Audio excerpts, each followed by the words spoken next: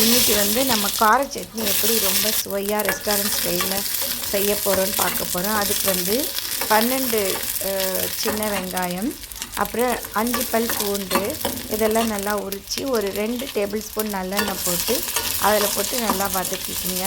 அது கூட 4 வரமிளகாய் சேர்த்துக்குங்க.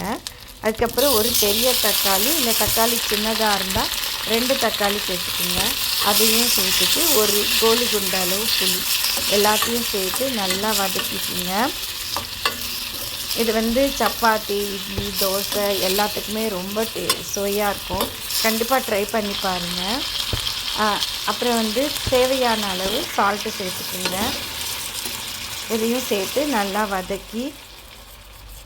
நல்லா வதங்கணும். வெங்காயம், தக்காளி, மிளகாய் எல்லாமே நல்லா வதங்கினதும் ஆஃப் பண்ணிவிட்டு ஆற விட்டுருங்க.